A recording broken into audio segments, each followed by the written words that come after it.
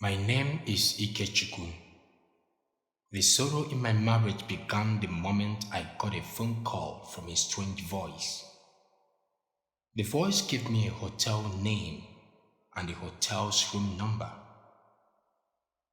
The voice said something to me that my wife was spotted in the hotel, and this unknown voice called a room number of the hotel for me, room 206. This is a number I will never forget in my life. 206. My wife is in the room number 206 with another man. This is an expensive information that is too hard to let go. I had to hasten to that hotel for confirmation. I checked into a room next to the mentioned room number. I entered room 205. I didn't know what next to do. I picked the intercom to call the receptionist to ask for the intercom number of the room 206. Knowing that it would be impossible to get that from the receptionist, I couldn't make the call. I had to drop the phone. I was restless. I stood up. I felt like opening the wall through my room to get into their room. I listened through the wall, but I heard nothing. I must do something, and at the same time, I don't want to create scene in the hotel. I came outside my own room with the intention to enter their room, room 206.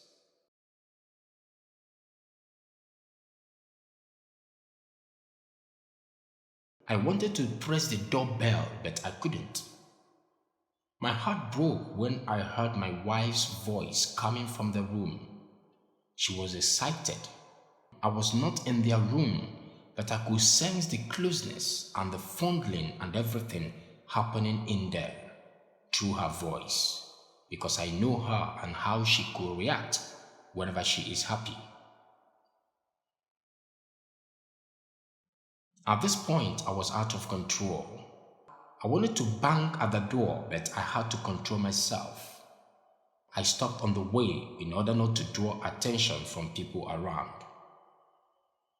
I looked at the room number again and left.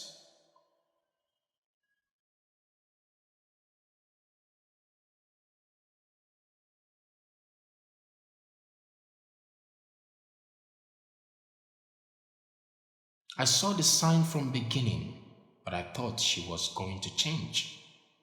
I never knew that whatever you know you cannot manage in relationship, you don't think you can manage it in marriage. I never knew that you cannot be in relationship to understand fully well how someone can behave in marriage. Now I know that relationship and marriage are two different worlds. The story behind our marriage is too long, but I could remember one thing, her statement. The statement she made one day before our wedding. She made that statement in front of our parents, but everyone took it to be a play. Now I know she was serious. She told me that she's in love with someone else and will leave me the day the person returns. That was not a joke. Now I know. My heart was broken. I could not control my emotion any longer. I let out the river of tears hanging in my head. Who could believe that I would be crying by now?